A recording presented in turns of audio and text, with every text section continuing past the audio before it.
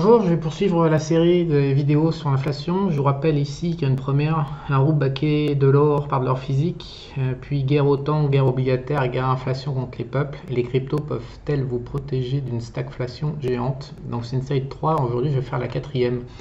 Donc on a eu quelques nouvelles aujourd'hui par rapport à un discours de Poutine qui grosso modo est en train de dire qu'il va, via l'inflation, mettre pas mal de pression sur les politiques occidentales et les politiciens, ce qui est à peu près le propos que j'ai tenu dans ces différentes vidéos.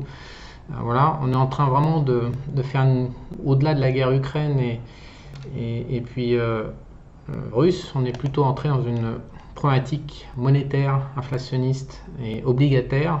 Je pense que c'est ça la thématique derrière la surface. Donc on apprend également que, toujours ce qui a été dit dans les vidéos précédentes, que la guerre c'est pour le Donbass et puis la Crimée selon les accords de Minsk. Et aussi on apprend que le pépère là, qu'il ne faut pas nommer pour pas faire sauter la vidéo, lui là, voilà, comme ça vous pouvez lire sans que je le dise, que je commente, il est en train de hurler à la fois contre la Russie pour la Crimée et puis en même temps contre l'OTAN qui ne fait rien et qui traite de faible.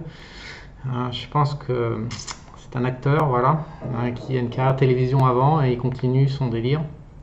Bref, donc toutes ces nouvelles vont a priori dans le sens des 3 précédentes vidéos. Donc aujourd'hui, je vais revenir à l'inflation et donc avec les chiffres qui ont été publiés. Donc on est vraiment sur un pic depuis 40 ans d'inflation, comme vous le savez. Mais c'est pas ça qui m'intéresse, c'est pour vous montrer l'envers du décor sur l'inflation. Pour info, je crois que j'avais 29 ans, un truc comme ça. J'ai quitté Paris, ça va être en 2004, ouais. 2003, 2004. Donc j'avais 31 ans. J'ai quitté Paris pour aller vivre dans la banlieue de Tours, parce qu'à l'époque, certains le savent, j'avais quelques petits soucis assez majeurs, du genre j'avais même pas assez de frites pour bouffer, j'avais perdu 10 kilos. Et donc pour me relancer en fait, pour optimiser, souvent des gens me demandent comment faire de l'argent rapidement. Moi je sais pas faire comme tout le monde, c'est-à-dire monter une entreprise, travailler comme un cinglé, payer 66% d'impôts, ça m'a jamais trop inspiré. En revanche, ce que je sais faire, c'est optimiser, encore une fois, via l'inflation, via la compréhension de l'inflation, de la valeur réelle et de la valeur nominale, le système de manière à ce que je puisse faire de l'argent assez rapidement. Donc qu'est-ce que j'ai fait quand j'avais 31 ans? Je suis parti vivre dans la banlieue de Tours, donc les frais de vie dans la banlieue de Tours sont bien moindres qu'à Paris, probablement 30 ou 40% moindres. En revanche, les prestations de services qui sont vendues sur le marché parisien, qui intègrent les frais de vie de Paris, y compris les locaux, le prix des loyers pour les locaux professionnels, les prestations qui sont réalisées et vendues sur le marché parisien donc étaient beaucoup plus chères que les mêmes prestations vendues à Tours. Et sauf que Tours était à portée de tir de Paris en 1 heure de TGV, ce qui fait que par moment je pouvais faire des rendez-vous professionnels en dépensant moins de temps qu'une grande majorité de banlieusards à Paris qui mettaient 1h30 pour se déplacer. Moi j'avais 55 minutes de TGV, si ma mémoire est bonne, ça remonte quand même il y a 20 ans. Donc en fait je me suis relancé comme ça, c'était en 2002 d'ailleurs, c'était en 2002, j'ai vendu des prestations en 2002, tout en réduisant via quelque part des différentiels de valeur au sein d'une même devise, la France, l'euro. J'ai vendu des prestations beaucoup plus chères sur le marché parisien, à temps comparé égal dépensé et à effort comparé et à fiscalité égale également. Et les prestations à produire me coûtaient beaucoup moins cher du fait de ma localisation différente. Donc cette histoire d'inflation, je ne suis pas en train de vous vendre la saucisse. C'est vraiment quelque chose de sérieux que j'ai utilisé toute ma vie. Si j'en suis là où je suis aujourd'hui, je ne suis pas un exemple massif. Beaucoup de gens ont réussi 50 fois plus que moi. Par contre, le temps que j'ai consacré par rapport à l'argent que j'ai gagné, je ne connais pas beaucoup de mecs qui ont bossé aussi peu par rapport au rendement que j'ai pu obtenir. J'en connais. On réussit à faire mieux via l'affiliation et des choses beaucoup plus passives que ce que j'ai pu produire. Mais il n'y en a pas beaucoup. Honnêtement, en comprenant cette histoire d'inflation, je pense vraiment qu'il est possible de vivre une vie beaucoup plus confortable en dépensant beaucoup moins d'énergie. Donc on va revenir aujourd'hui sur l'inflation parce qu'il y a des choses, il y a un truc qu'il faut comprendre, c'est que le taux d'inflation officiel publié par les gouvernements, il est faux. C'est une approximation, et cette approximation, elle est quelque part un peu nécessaire, c'est-à-dire qu'on se retrouve avec des populations, les retraités, qui s'opposent aux populations actives, et aussi avec les cycles de vie dans la société. Tout ça, c'est très très bien documenté aux États-Unis, beaucoup moins en France, puisqu'aux États-Unis, ils ont collecté les datas en fonction des tranches d'âge, mais vraiment par moment, année par année. Donc on connaît très très bien, en faisant décaler d'une année à une autre, les moyennes de dépenses des Américains en fonction de leur âge. Et voilà. Alors après, il y a un autre paramètre, mais ça c'est vraiment ce paramètre-là, il impacte le plus la France. Si on prend une carte du monde avec les riches et les pauvres, on voit que la France est le seul pays au monde dans les industries développées, dans les pays développés, où 60% des gens riches l'ont obtenu par héritage. On est le seul pays au monde à maintenir en place. Pour moi, c'est abominable, parce qu'en fonction de notre lieu de naissance, notre trajectoire est quasiment déterminée. C'est abominable, mais c'est une réalité. 60% des riches en France, ils ont obtenu ça par l'héritage et non pas par la création de valeur par eux-mêmes. Donc pour moi, c'est l'injustice. C'est une société qui... C'est un des arguments qui fait que je ne rentre pas en France et que je ne suis pas compatible avec la société française. Quand je regarde la France fonctionner quand je suis dans la rue, ça ne me convient pas. Et un des arguments majeurs, parce que les gens qui sont, les notables qui sont en train de s'afficher, ils sont juste, le seul truc qu'ils ont fait, c'est naître dans la bonne famille. Donc ça, moi, ça heurte trop mes valeurs personnelles. Néanmoins, il est clair que les dépenses des ménages en fonction de leur âge doivent être modulées en fonction de l'argent de la famille, également dans le milieu social auquel ils naissent. On sait très bien que les agriculteurs devenaient agriculteurs, les ouvriers restaient ouvriers, les cadres devenaient cadres, etc. Donc il y a une prédétermination sociale. Mais au demeurant, ces statistiques de dépenses des consommateurs américains année par année sont intéressantes. Ça permet vraiment de jauger les comportements, les grandes masses, et comment et les différences en fait entre le taux d'inflation, voilà celui-là que je suis en train de montrer, le CPI, Consumer Price Index. Donc en fonction de nos cycles, notre âge et puis de la manière dans quelle famille on est né, ça permet vraiment de voir les différences entre l'inflation qu'on va subir réellement sur son compte et l'inflation approximative émise par le gouvernement, qui va faire des moyennes, bien sûr, entre les retraités, les riches, les pauvres, les différents pays, comme les différentes inflations entre Tours et Paris, comme j'ai exploité il y a 29 ans. Voilà, donc c'est très très important ces histoires, et je vais montrer comment on peut l'exploiter en fait. Alors le problème numéro 1, ça consiste à accepter que l'État publie une approximation et base tout son système macroéconomique sur cette approximation, et que cette approximation puisse être manipulée à des fins politiques.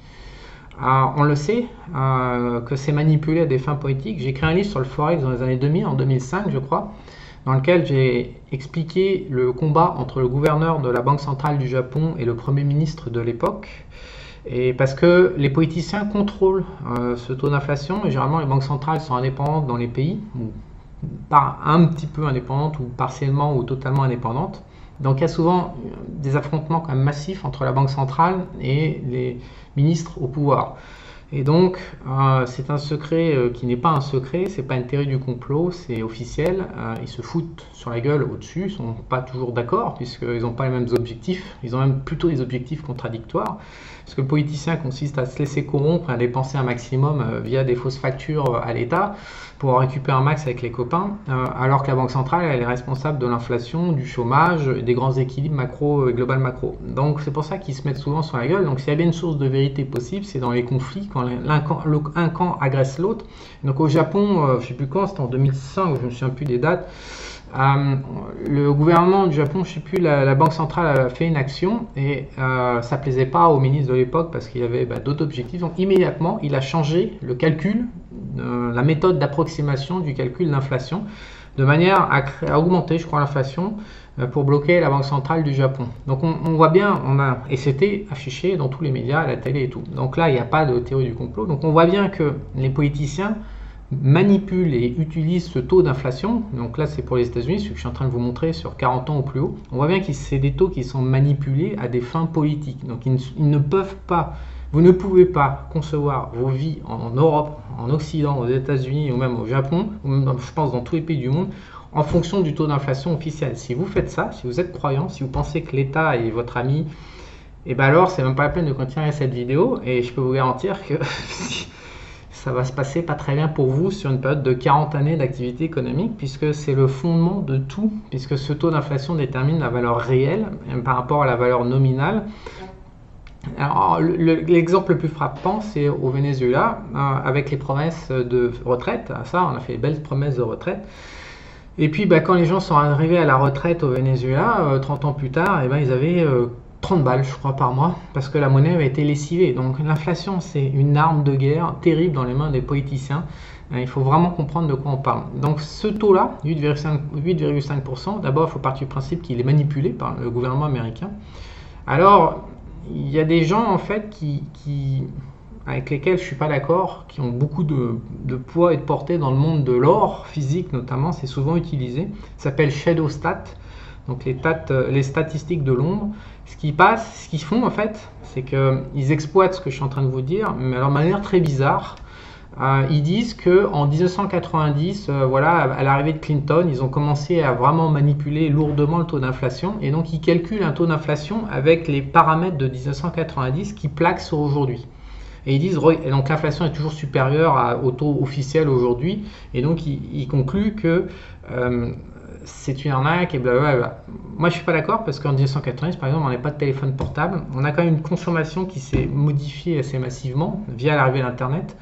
Donc, partir du principe que l'approximation de 1990 doit s'appliquer aujourd'hui, pour moi, c'est une manipulation en soi, c'est pas crédible. Donc, du coup, les résultats de ShadowStat qui font apparaître une manipulation vers le bas du taux d'inflation sont construites, pour moi, de manière erronée. Par contre, et en plus, ça nuit un petit peu, du coup, à la crédibilité de dire que le taux d'inflation est manipulé par les politiciens. C'est une réalité, il est manipulé par les politiciens, mais alors si on explique cette manipulation par ShadowStat, du coup, voilà, on peut dire c'est la théorie du complot, le mec raconte des conneries, c'est que les mecs qui racontent des conneries. Donc il faut vraiment séparer ShadowStat de cette réalité qui, encore une fois, a été documentée officiellement par la Banque centrale du Japon et le Premier ministre de l'époque, et donc c'est une réalité qu'il faut prendre en compte. Si vous ne croyez pas que les États manipulent l'inflation, c'est une des pires décision stratégique que vous puissiez faire. Donc par rapport à cette situation, la première étape, moi en tout cas que j'ai fait dans le passé, l'INSEE le propose également, l'a proposé plus tard, mais la première étape c'est de comprendre quelle est votre situation par rapport au reste du pays. Encore une fois, comme je vous disais, est-ce que vous êtes jeune, est-ce que vous êtes vieux, quel âge vous avez, est-ce que vous arrêtez ou pas, où est-ce que vous habitez, dans quel type de ville, et quel est votre type de salaire, est-ce qu'il est inflationniste, déflationniste, etc. Donc ça, c'est la première étape, c'est de vous définir par rapport au pays. Donc ensuite, vous pouvez aller sur des outils proposés par les États, en l'occurrence INSEE, aux États-Unis, c'est le BIS, un bureau qui propose ça. Vous rentrez vos datas et ce que vous devez faire, c'est calculer votre taux d'inflation personnel. Donc, les États ont les datas sur les comportements et donc ils vont être capables de vous proposer un calcul individuel de votre taux d'inflation. Super important à faire parce que vous allez peut-être vous retrouver avec un niveau d'inflation supérieur ou inférieur en fonction de l'approximation générale. Ça vous permettra après d'éviter de vous faire plomber la tête en prenant des décisions. Par exemple, d'habiter à Paris, alors que votre activité, etc., devrait vous pousser à vous déplacer géographiquement. Alors, l'argent compte pas, ne fait peut-être pas le bonheur, mais enfin, l'aisance matérielle, on sait, sous 2-3 000 euros, elle est fondamentale. Donc, si vous pouvez gratter 500 ou 1000 euros par mois juste avec une optimisation d'inflation et de finances, c'est quand même ultra important sans rien faire. Donc, vous devez calculer votre taux individuel. Ensuite, ce que vous voulez prendre conscience, c'est essayer de calculer un taux, une approximation généralisée. Vous devez l'évaluer. Donc vous devez aller au-delà du mensonge ou de la manipulation de l'État à des fins politiques pour toujours conserver dans un coin de votre tête quel est le niveau réel d'inflation, sachant que la réalité dépend encore une fois des différences de population et de votre situation, encore une fois, comme je viens de vous expliquer. Mais vous devez toujours garder une évaluation un peu médiane pour savoir ce qu'on en est. Donc là, je vous ai trouvé un site, une expérience crypto assez intéressante. Et on va parler de la construction américaine parce que je connais mieux aujourd'hui l'économie américaine que l'économie française. Donc aux États-Unis, la construction du CPI, Price Consumer Index, c'est fait à partir d'une enquête. C'est très opaque, c'est bien pour ça que c'est manipulé politiquement. C'est très opaque, c'est fait à partir des études sur des datas, sur des données. Donc il y a 94 000 prix par mois sur des biens, des services, tout ce que vous voulez, qui sont collectés. Et il y a 8000 loyers également sur différents composants du marché immobilier qui sont collectés. Donc on a 102 000 data analysées chaque mois. Et après, les variations de l'inflation sont déduites de cette collecte de data. Alors on ne sait pas comment c'est fait. Il y a un projet avec de la blockchain en fait. Ouais, c'est ça. Aux États-Unis, c'est le BLS. Je vous ai dit BIS parce que j'ai confondu. C'est la BIS, c'est la Banque International Settlement. Non, c'est le bureau du travail et des statistiques, donc le BLS qui gère ça. Donc c'est vraiment politicien, ça ne dépend pas de la Fed. Donc, et donc ce travail d'évaluation de l'inflation c'est secret et voilà. Donc il y en a qui sont énervés par ça parce que, comme j'essaie de vous faire prendre conscience, c'est la data la plus importante de toute l'économie en tant que citoyen. Donc, il y a un projet qui a été fait qui s'appelle l'inflation vraie, Trouflation, ils ont appelé ça dashboard. Et je vous le montre ici, ils ont affiché, en fait, eux aussi collectent, mais via la blockchain, des centaines de milliers de data. Et ils n'ont pas tripatouillé de manière à obtenir un taux qui soit politiquement, qui serve les intérêts politiques. Ils ont juste calculé ça de manière quantitative. Et donc c'est assez intéressant parce que déjà on voit l'inflation alimentaire qui arrive proche de 30% sur un an. C'est monstrueux, bien sûr. L'inflation, c'est ce qu'a annoncé d'ailleurs le ministre allemand, de 20 à 50% en Allemagne. Et aux États-Unis, les politiciens n'annoncent pas ça. Donc on voit que eux sur le terrain aux États-Unis, ils trouvent 25 à 30% d'inflation. Le transport, évidemment, avec tous les blocages, a explosé avec 25%, etc. Donc, leur taux, et ensuite, ils construisent un taux d'inflation sur un an. Et donc, qu'est-ce qu'ils trouvent? Ils trouvent 13,5%. Donc là, on n'est plus du tout sur les 8,5%. On se retrouve avec une moyenne à 13,5%. Il y a 5% d'écart. Donc, quand vous êtes un Américain, honnêtement, il faut vous mettre dans un coin de la tête si vous ne gagnez pas, si vous ne faites pas progresser vos salaires ou vos placements à hauteur de 13,5%, vous commencez à vous appauvrir dans le monde réel, de la valeur réelle. Alors même si en nominal, on va vous augmenter votre salaire par exemple de 8,5%, ce qui n'est pas vrai. On sait que les salaires ne montent pas à 8,5% actuellement aux États-Unis. Donc il y a un appauvrissement. Honnêtement, là, depuis un an, on peut penser que la classe américaine, le gros du pays américain s'est appauvri entre 5 et 10%. Si vous faites 5 ans comme on est en train de faire depuis 2021-2022, ça veut dire que la population américaine, 300 millions d'Américains, vont perdre 50% de leur valeur réelle de patrimoine. Donc c'est monstrueux, c'est ça la grande collecte. Donc c'est complètement invisible et c'est très très dangereux de ne pas maîtriser ça. Alors imaginons que vous êtes un Américain, mais ça sera la même chose pour les Français. Et que vous découvrez ces statistiques qui ne doivent pas être très éloignées de ce qu'il y a aux États-Unis, en France, puisque c'est les mêmes mesures politiques qui sont impliquées en Europe et aux États-Unis. Si vous voyez ça, quelles mesures immédiates prendre, surtout si votre salaire augmente que de 7% par exemple, déjà il faut tout de suite couper, agir sur toutes les dépenses qui progressent en valeur réelle plus que votre salaire, sinon c'est toujours pareil, c'est qu'une question de vitesse relative entre deux phénomènes, donc les rentrées et les sorties d'argent. Donc si vous voyez ce graphique immédiatement, moi quand je vois ça, la seule solution c'est de travailler à distance, d'éviter de se déplacer, parce que le transport coûte cher, d'aller dans des bleds en fait où l'inflation immobilière n'existe pas. Il y en a encore beaucoup aux États-Unis, il y a des zones qui n'ont pas progressé tant que ça.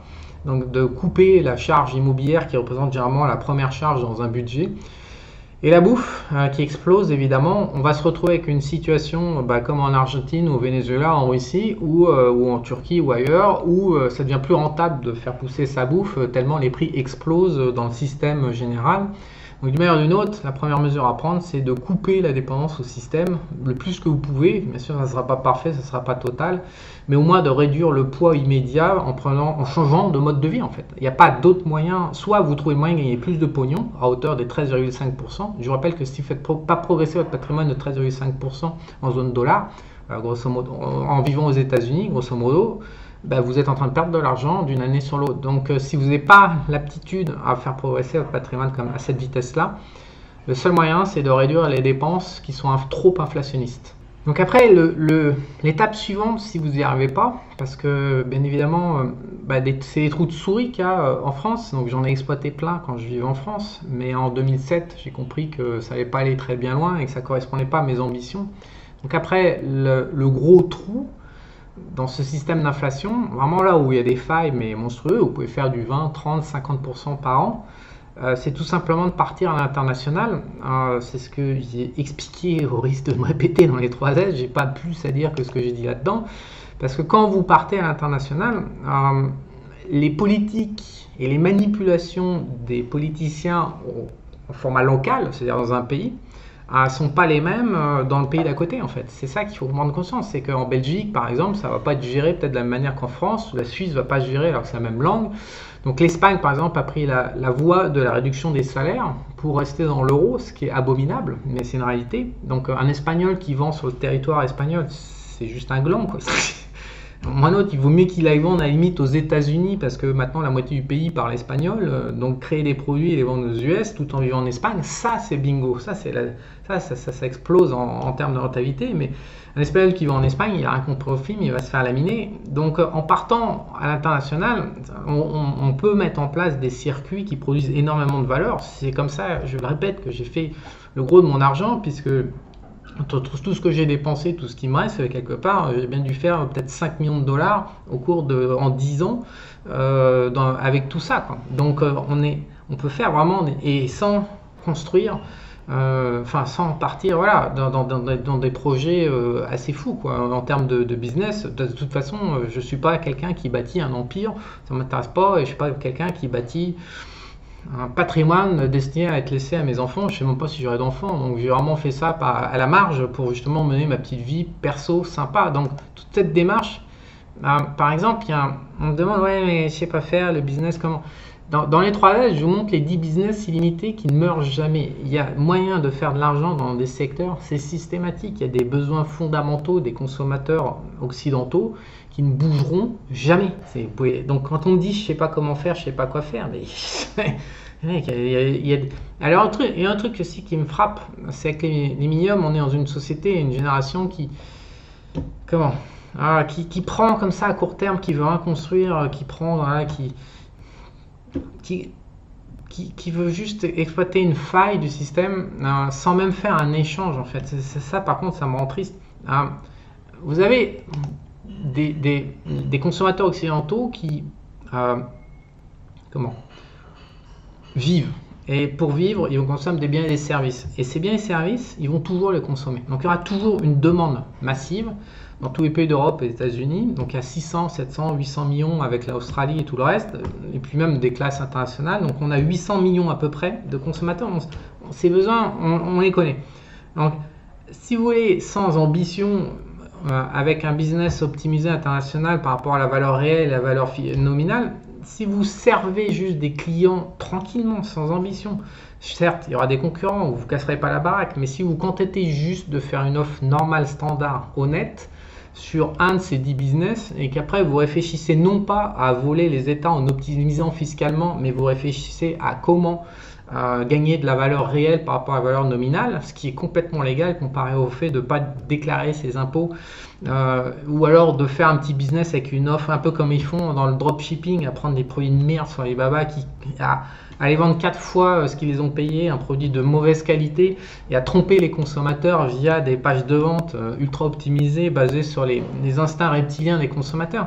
Ça c'est sale, il est tellement facile de créer un business, de servir des clients tranquillement et d'aller chercher son argent, par exemple un Espagnol qui vend des prestations de services aux États-Unis en espagnol, à des consommateurs américains qui sont prêts à payer 3 fois ce qu'ils paieraient en Espagne. Ça c'est propre, il suffit juste de développer petit à petit un courant d'affaires en exploitant les différences. Donc tous les 3 S, voilà, donc c'est à chaque fois, donc là il y a 15 vidéos, elles font entre 45 et 1 heure, donc là vous avez 15 heures qui expliquent tout ça, la stratégie globale de vie dans le monde digital via les transactions internationales, via les taux d'inflation. Donc pour moi, je pense que s'en sortir aujourd'hui, c'est le seul moyen fiable, répétitif et qui soit accessible à tous en fait. Donc je vous rappelle qu'il y a une proposition actuellement avec un coupon à moins 25% avec les trois, qui s'appelle, le coupon s'appelle les 3 crises. Je vous mettrai les liens sous cette vidéo si vous souhaitez aller plus loin avec les 3 S.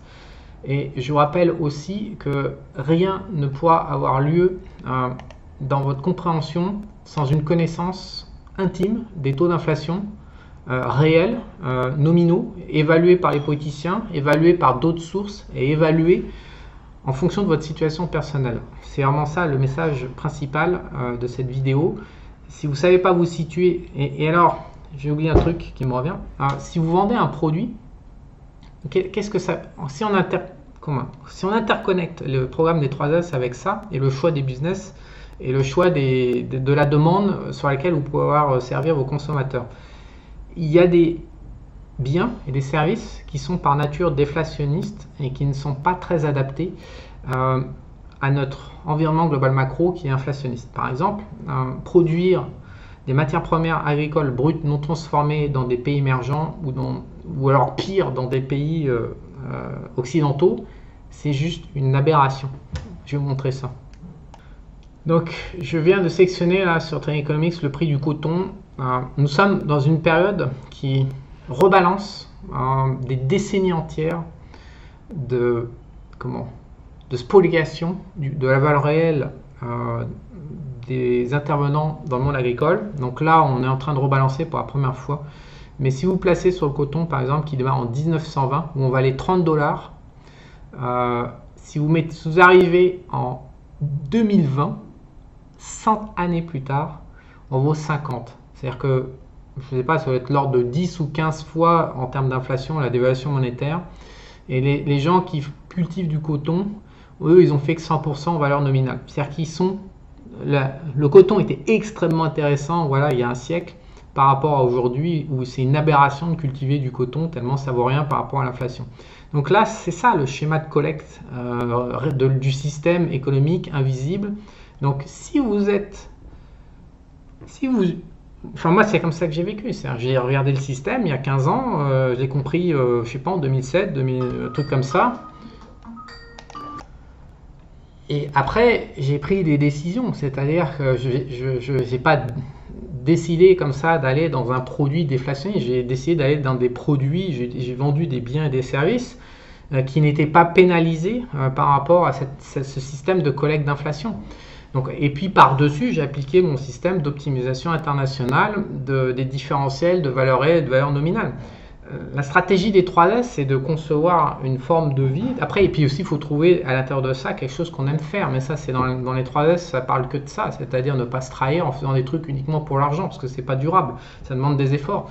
Donc, il y a plusieurs paramètres pour s'en sortir aujourd'hui. Surtout que maintenant, les choses s'accélèrent. C'est-à-dire que quand on avait 2% d'inflation, ben, ça allait. Mais ce que je suis en train de vous montrer, aujourd'hui, ça prend une ampleur assez phénoménale parce que le poids en fait de l'inflation, quand on discute de 1 ou 2% de collecte par an, ok, mais là on est en train de discuter de 15% par an. Donc si votre salaire n'a pas augmenté par exemple cette année alors qu'il y a 15% d'inflation réelle, mais en 2-3 ans vous êtes lessié, quoi. Vous allez où il vous reste 50 balles par mois pour des lobbies, pour s'amuser, pour faire du hobby et tout. Vous n'avez plus aucun pouvoir d'achat et vous ne savez pas ce qui se passe parce que vous voyez tout à l'heure qu'augmente de 1% ou 2%, donc vous êtes supposé gagner de plus en plus d'argent, alors qu'en réalité vous en perdez de plus en plus. Donc c'est des forces qui sont pour moi assez obscures, assez démoniaques, mais il est impératif de les maîtriser dans cet environnement. Et aujourd'hui que l'inflation explose, c'est capital, à mon point de vue, de mettre le système à profit, c'est-à-dire de vous placer du bon côté de la barrière. C'est vraiment une barrière avec les mecs qui perdent, les mecs qui gagnent. C'est totalement binaire, on ne peut pas négocier de machin, de compromis, il n'y a pas de compromis. Avec l'inflation, c'est impossible. Donc il faut impératif se mettre du bon côté de la barrière.